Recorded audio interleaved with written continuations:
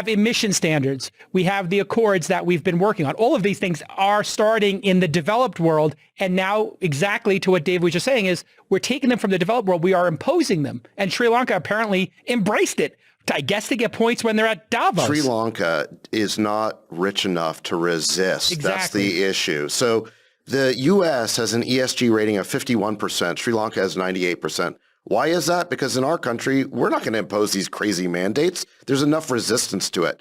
But if you're in Sri Lanka and you have these massive loans and debt service, you have to do what the IMF and the World Bank and all these international what your creditors tell you to do. Yes, exactly. They're the ones who imposed all this stuff.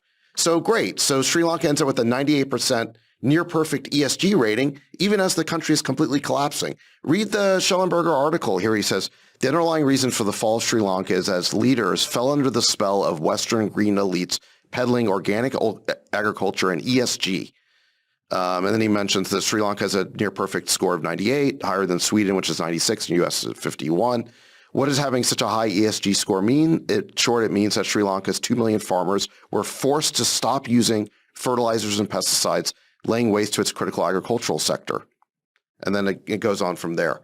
So it was the imposition of, it's not that Sri Lanka's politicians implemented Sri Lankan ideas that caused the collapse of their country. They implemented Western ideas. They implemented they were also corrupt. So it was a combination of things. The corruption was very high. They implemented the ideas they learned at Davos. It's almost perverse. You've got all these, Western elites, again, like John Kerry and so forth. They fly in their private jets to Davos.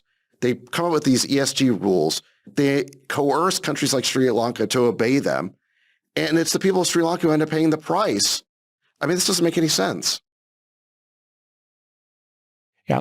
What's your reaction to that, J. Cal? You're somehow going to blame this on Trump? No. I don't know how Trump has anything to do with this. You're the one who brought it up. Well, I mean, I'm just thinking about it from first principles.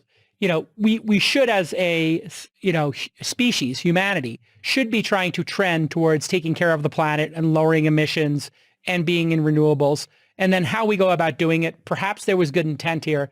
But obviously, if the country is corrupt and they're teetering already and they don't have the bankroll to do it, forcing them to do it can lead to collapse. Nobody forced anybody, but what did the score give you? It's not as if it all of a sudden got you. They forced them by nature of you get your loans if you do these ESG requirements. So that is forcing them de facto.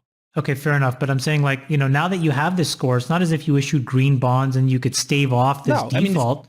They should do what you said before. Is look at the Sri Lanka should be looking at what Singapore did and just copy the playbook, right? I mean, it's so obvious.